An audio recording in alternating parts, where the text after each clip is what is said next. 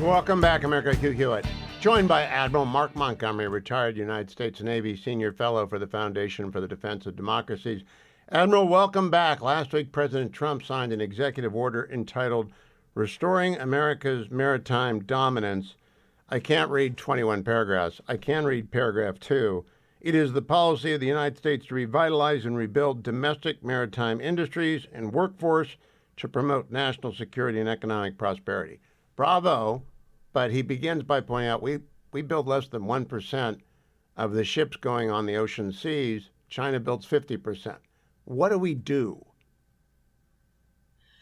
Well, thanks for having me, Hugh. And what I'll say first is you're absolutely right. Those numbers are stark. We build 1% of the maritime shipbuilding out there, and a low percentage as well of the military shipbuilding. In other words, China's outbuilding us in warships about 4 or 5 to 1, and in maritime, merchant shipping about 200 to 1. These are stark numbers. It's going to take a long time. It took us 50 years to get in this hole. Really from like the mid 1980s, so maybe 40 years in the warships and probably about 50 years in the merchant ships to get in this hole. It's going to take us more than 4 years to get out of it. It's going to take a lot of innovation. It's going to take investments in the shipbuilding industrial base. That means enticing high school graduates to become welders, to become ship fitters, to become electricians that work. These are good paying jobs in these yards once you can get them. So it's giving contracts to the yard so they can then go out and get a coherent workforce. One of the problems that's really gotten us, Hugh, is the vagaries in the shipbuilding budgeting. In other words, one year you'll add a ship here, remove a ship there, add a ship here, based on either the service or the Department of Defense or the Office of Management and Budget or Congress making a change. That lack of consistency kills shipbuilding. It hurts aircraft, but to a lesser degree, but it kills shipbuilding. Shipbuilding is a unique military process. Unlike anything else in the defense industrial base, these individual things cost between $1 and $12 billion a piece. You can't have these vagaries. So first of all, consistency. Now, do we have to use the yards that exist? Do we expand them, or can we build new ones in different places? And what's the easiest and less expensive way? And let me add one more question. Do you expect the authorizing committee in this reconciliation process? There's $150 billion of plus up spending there that the Senate Armed Services Committee has to decide where to put. So I'm going to answer yes to all your questions. And then I'm going to say on the reconciliation, let's say there's 150 billion. I think 35 to 40 billion is going to go to shipbuilding. I think an equal amount to Homeland Missile Defense or Golden Dome, to the nuclear enterprise, which is the Sentinel, and shipbuilding again with the Columbia class submarine. And then finally, there's this massive readiness debt in the Navy, Air Force, and Army, based on operations that we began conducting, particularly after October 7th, 2023, where they weren't paid for properly. So all four of those things are each going to get a cut of between 20 and 30% each. So I think 35 to 40 billion dollars. I think shipbuilding will be on the high end of that.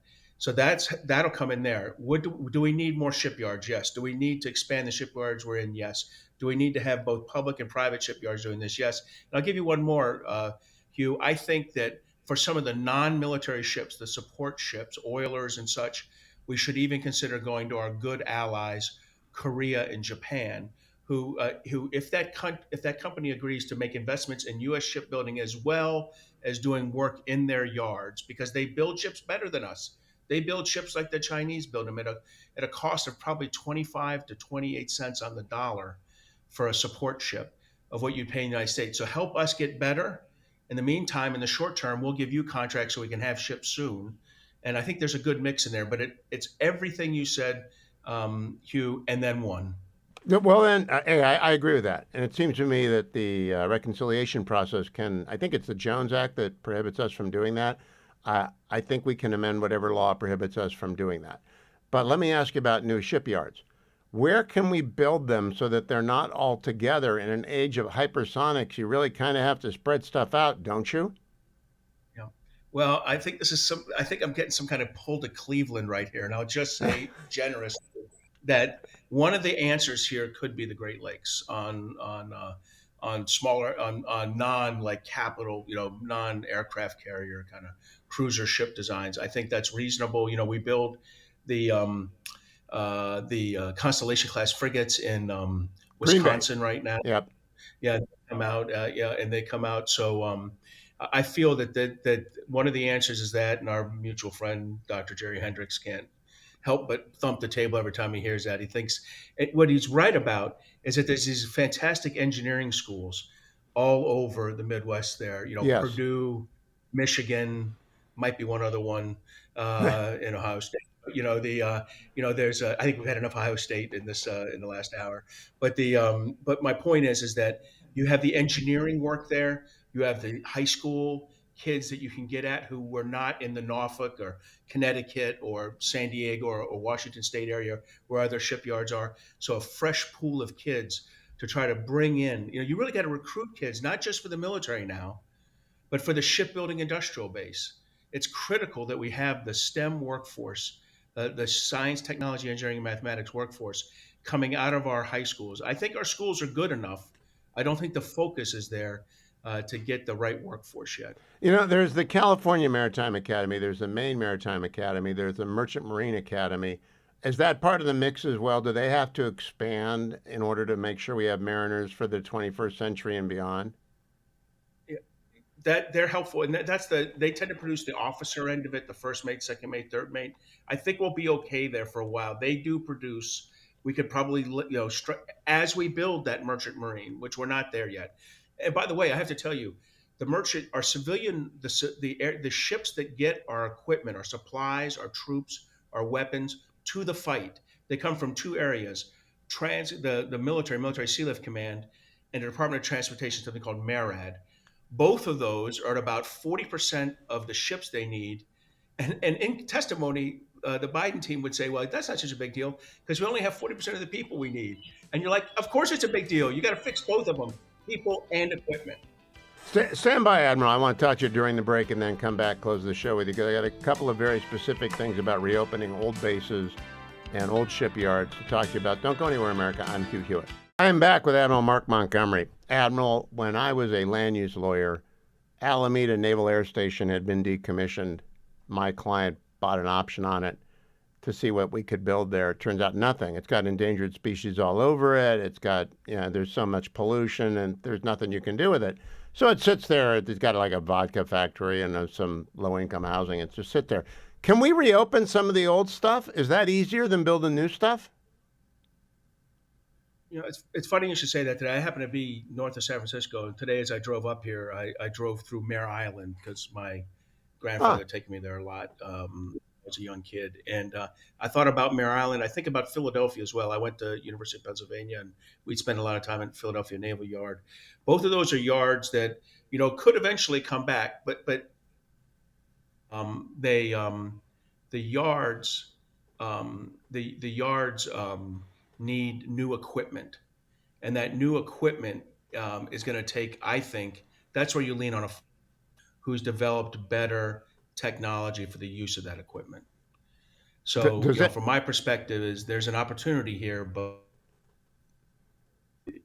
the U.S. alone, we're going to need some partners, particularly Korean and Japanese shipbuilders. Okay, let's close up there. The Korean and Japanese shipbuilders. Are there any prohibitions in their law, and I'm thinking particularly of the Japanese Constitution, that would prohibit them from building ships for our commercial fleet and perhaps for our military fleet? I think the Koreans, we're not going to have to the Koreans. I am worried about with the Japanese, we would have to do some research on that. We already do work at two in Sasebo, and our ships in Yokosuka do work there already. So I feel good about those two. All right, let me come back with one more question when we return to the network with Admiral Mark Montgomery. Admiral, Roger Wicker is the chair of Armed Services, and I'm sure he's going to have a major hand in this. How specific do you think his staff ought to be when they come to writing the reconciliation bill about how to spend that $150 billion? Well, I think you said the perfect answer recently, which was that he's going to have to put some relaxation of existing laws and and give some authorities to the government they don't have right now. So the short answer is he has to be very involved. The longer answer is he has to create the conditions for the Secretary of the Navy to be successful, and that includes any relaxations needed at the front end. The worst thing is to get halfway through a process and say, "Oh, now I need this authority." It costs you 12 months in appropriations. So the answer is yes.